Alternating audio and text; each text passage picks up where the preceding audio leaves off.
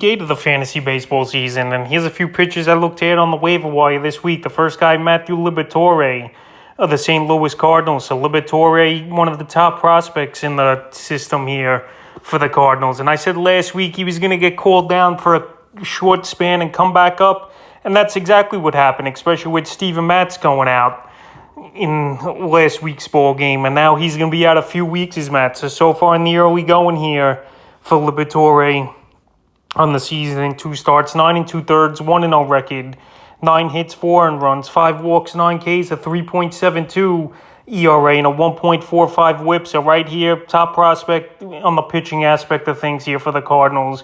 And the Cardinals, they're in win-now mode here. And Liberatore, a decent lefty, and he looked pretty decent versus a good Milwaukee Brewer lineup in May 28th's ball game. So the first 2 starts here for him, May 21st at Pittsburgh, 4 2/3, no decision, 7 hits, 4 runs, 2 walks, 3 Ks.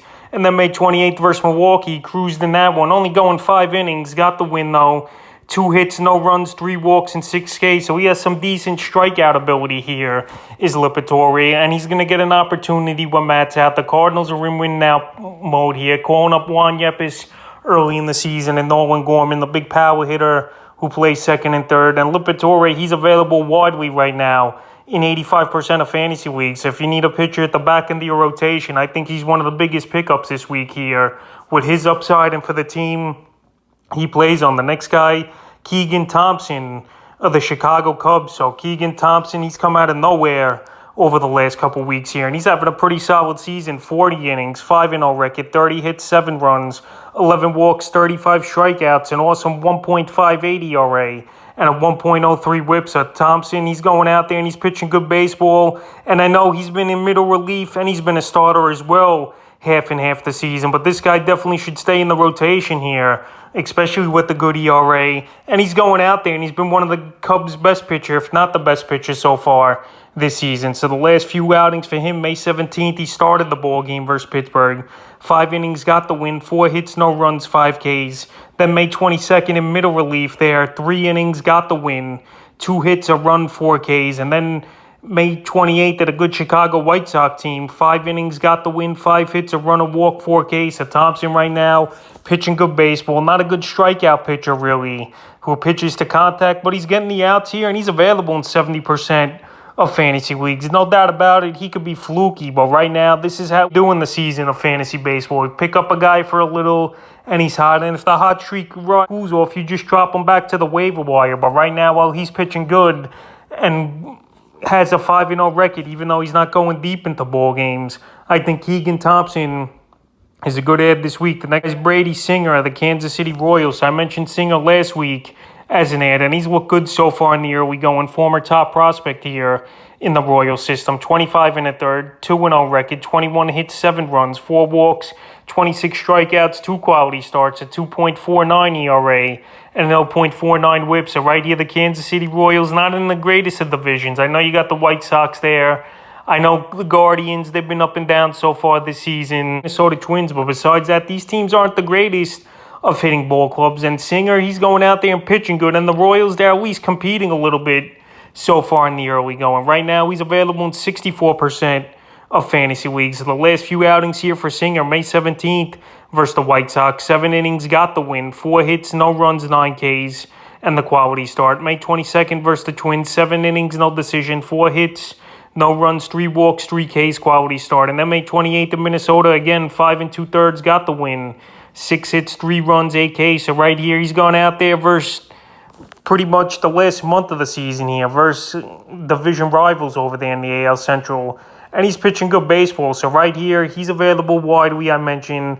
Former top prospect in this Royal system. And maybe he's finally finding his way around, and he's pitching good. So right now, if he's out there in your fantasy league, he's definitely a guy I wouldn't pass up, and I would go and get out there and get him. I know the Royals don't score a lot of runs for their pitchers and support them, but either way, with a good ERA and a guy going deep into games, giving you quality starts, strikeouts, and good outings, I definitely would go out there and get him. Next guy, Ryan Halsey of the St. Louis Cardinals. I mentioned Halsey last week, and if Gallegos loses the job for good, Halsey could easily be a top 5, top 10 closer for fantasy baseball this season. But right now, he has been added in 8% of fantasy leagues, but still available in 44% of fantasy leagues. So this might be one of the last opportunities for owners to go out there and get Halsey before he's owned in 70% of fantasy leagues or more. So on the season, 16 and a third, 2-0 record, 3 saves, 2 hits, 3 walks, 27 strikeouts, 1 blown save for Halsey,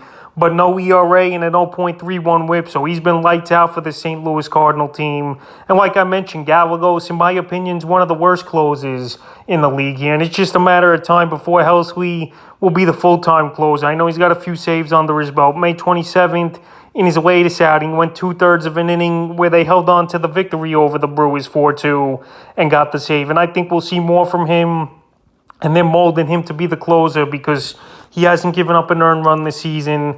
Guy throws heat, 102, 103 miles per hour, and he's got all the things you want as a closer. So Halsey, I definitely would add him. And even if you don't get saves right away, he's going to help you ERA, and he's going to be helping you in strikeouts as well. The next guy, Jeffrey Springs of the Tampa Bay Rays. So it seems like every season the Rays find a diamond in the rough here, either on the batting side of things or obviously the pitching side of things, where we've seen it over the years. Season here for Springs, 33 and a third, 2-2 record, 20 hits, 6 earned runs, 7 walks, 33 strikeouts, a quality start, a very impressive 1.62 ERA, and an 0.81 whip. So right here, Springs, he's available widely right now at 67% of fantasy leagues. And he's going out there and pitching great ball. May 21st in Baltimore, 5 2/3, got the win. A hit, no runs, 4 walks, 7 Ks. And then he had a good performance versus the Yankees, a tough luck loser though. May 27th, 6 innings, got the loss in that one, 5 hits, 2 runs, 6 Ks, and the quality starts. So right here, his next outing for Springs is going to be at the Texas Rangers June 1st. And that Ranger team, they're not hitting the baseball that well either here. So Springs, available in a lot of fantasy leagues. He's the Rays' new in-between type of guy that if you need him to start, he'll start. If you need him to come out of the bullpen as a backup to the starter and opener, he'll do that. And he's very versatile with Springs here, and a lefty as well that so far the league hasn't caught up to this season here. But he does play in a tough division, which you got to keep an eye on, obviously. But right now, just like I said early in the video, you ride the hot hand here on the free agent pool. And if a guy fizzles out, you got nothing to lose but drop him. But right now, Springs, one of the better pickups this week here on the waiver wire. The next guy is another Tampa Bay Ray, Collin Poche of the Tampa Bay Rays. So Poche here, he got a save the other night. And this Ray team, I know they're going to go by committee in that closer role. But if you need some cheap saves or even a guy who could go out there and pitch pretty good baseball, Collin Poche is a guy to get. So on the season here, 15 innings, 2 saves, 8 hits, 2 runs, 3 walks, 12 strikeouts, 1.60 ERA, and a 0.73 whip. So right here, he's gone out there and he's pitched good baseball. I know in his latest outing, he didn't get the save opportunity, but May 25th, he got a save. And then May 28th, in his next appearance, he got a save. And then the 29th here, Feitenstein got the save here. So right now, it's something to keep an eye on. Poche, he's a little lower on the totem pole as a closer to go out and get. But this Tampa Bay Ray team, no matter who's on the roster, they always compete, and guys get a decent amount of saves on the season. So right now, if you're looking for saves or a reliever who could just give you a couple innings and be decent, Poche's available in 93% of fantasy leagues. And I would give him an ad this week. The next guy is Michael Lorenzen, the Los Angeles Angels. I've mentioned Lorenzen over the last few weeks here, and he's pitching good baseball here in his first time back after a few seasons as a starter in this league. 48 innings, 5-2 record, 36 hits, 17 earned runs, 15 walks, 31 strikeouts, and already 6 quality starts here for Lorenzen. And we're not even at June 1st, so he's going out there. He's giving the Angels a chance and fantasy owners a chance to get the victory and a quality start pretty much each and every outing here for Lorenzen. So the last 2 outings for him, May 21st versus Oakland, 6 innings, got the win, 3 hits, no runs, 2 walks, 5 Ks, a quality start. And May 28th versus the Blue Jays, 6 2/3, no decision, 5 hits, 3 runs, 2 walks, 2 Ks, and a quality start. So right here, Lorenzen, he's going out there, big, tall pitcher, and he's getting the job done. I know his next outing is definitely going to be testy here for Lorenzen, either at the New York Yankees or whoever else he's got coming up after that. But so far, he's passed the eye test, and he's a guy that should be owned in more fantasy leagues. And if he has one more good outing, he's going to be a guy that probably won't be on the waiver wire, really. But right now, still surprisingly, he's available in 47% of fantasy leagues. The next guy who looked at this week's Nick Pivetta of the Boston Red Sox. So Pivetta last season, he got off to a hot start with the Boston Red Sox. But so far this season here, he got out of the gate slow, but now he's picked things up over the last 2 or 3 outings. And Pivetta as well, another pitcher who's only out there in 44% of fantasy leagues. So it might be too late to go out there and get him on your roster as well. So on the season here for Pivetta, or record on the season here for Pivetta, 54 and 2/3 on the season, 51 strikeouts, 4.05 ERA, and a 1.23 whip with 5 quality starts on the season. So Pivetta, he's going out there, and he's pitched really well, and I know he's in a very tough division, no doubt about it here for this Boston Red Sox team, with great hitting teams like the Yankees, obviously the Toronto Blue Jays, and even the Tampa Bay Rays are going out there and hitting the baseball well so far this season. But Pivetta right now, like I mentioned, he's on a Red Sox team that's been catching fire over the last couple weeks, and he's pitching good baseball. So the last few games here for Pivetta, May 18th at Houston, a complete game in that one. 9 innings, obviously got the win in the ball game.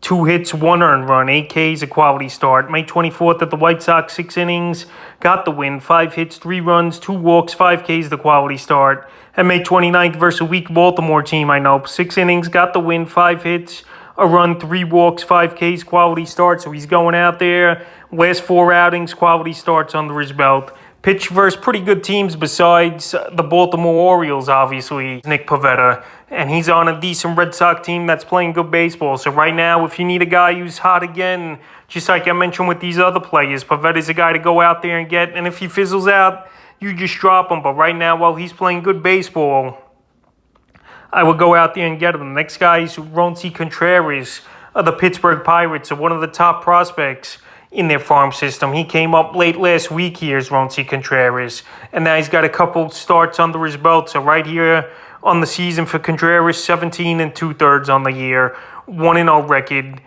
18 strikeouts, a 2.60 ERA, and a 1.10 whip on the season. So right here, no quality start so far, but he's gone out there and he's pitched pretty decent ball games in his first 2 outings here as Contreras. I know the Pirates aren't going to push him right away with only 5 innings in his first 2 outings back here in the major leagues for Contreras. So the first 2 outings back for him, May 24th versus Colorado, 5 innings, 3 hits, no runs, 2 walks, 5 Ks. And May 29th at San Diego, no decision. 5 innings in that one, 5 hits, 2 runs, a walk, 3 Ks. So right now, it's baby sets here for Contreras. Pittsburgh's obviously going nowhere this season here. And if you need a guy with some upside, Contreras is definitely the guy that has upside here. And right now, he's available in 64% of fantasy leagues. And we've been seeing over the last few weeks here with the Rule 5 thing over, a lot of prospects coming up. And Contreras, he definitely could help fantasy owners,